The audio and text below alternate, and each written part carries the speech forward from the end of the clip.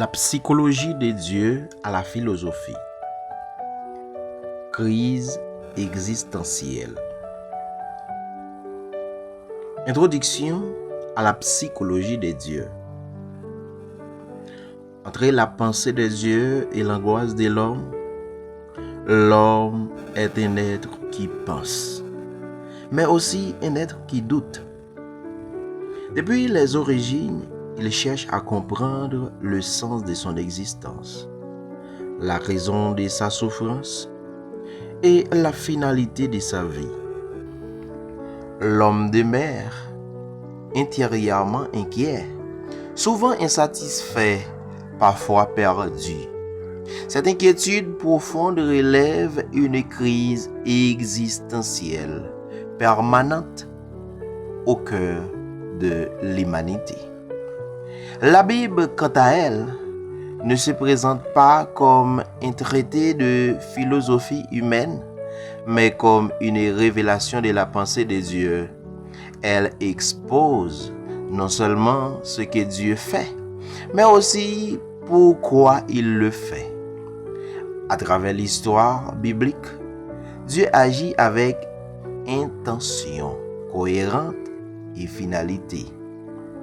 Ses interventions ne sont jamais arbitraires.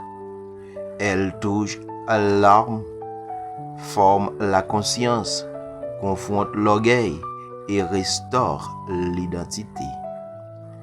C'est ce que nous appellerons dans cet ouvrage la psychologie de Dieu.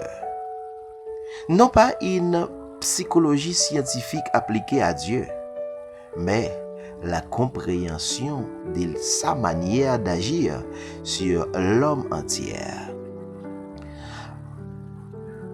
La tension naît lorsque la philosophie de l'homme, fondée sur la raison autonome, se confronte à la psychologie de Dieu, fondée sur la révélation, là où l'homme veut expliquer, Dieu révèle.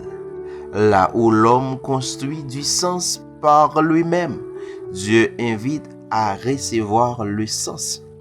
Cette confrontation crée un choc intérieur.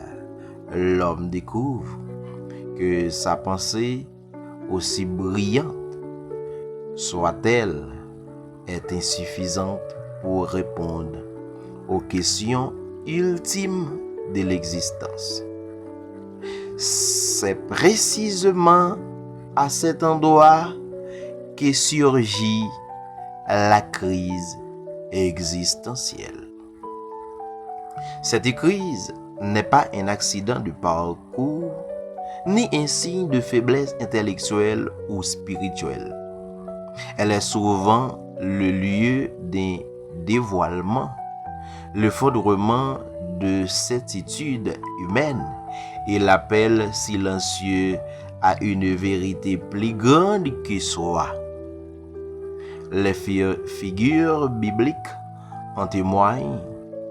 Job face à la souffrance inexpliquée et Salomon face à la vanité du savoir et Jérémie face à la mission imposée, Pierre face à l'échec moral. Tous ont traversé une fracture intérieure entre ce qu'ils pensaient savoir et ce que Dieu révélait. L'homme moderne n'échappe pas à cette dynamique. Malgré les progrès de la philosophie, de la psychologie et des sciences, la question demeure: pourquoi vivre? Pourquoi souffrir? À quoi tout cela mène-t-il? L'existentialisme contemporain a mis des mots sur ce malaise, mais sans toujours offrir une réponse capable de restaurer l'âme. La Bible, en revanche, ne nie pas l'angoisse de l'homme. Elle l'accueille. la traverse et l'a transformée. Ce livre propose donc une lecture originale. Considérez la Bible comme la révélation de la psychologie divine et la philosophie humaine comme une tentative incomplète de réponse aux besoins de sens. Il ne s'agit pas d'opposer foi et pensée, mais de montrer que la pensée humaine trouve sa limite lorsqu'elle se coupe de la révélation. La crise existentielle devient alors non pas une fin, mais un passage. C'est lui qui mène de l'autosuffisance intellectuelle à la dépendance spirituelle, de la confusion intérieure à la vocation révélée. Ainsi, la psychologie de Dieu ne détruit pas la pensée de l'homme. Elle la réoriente.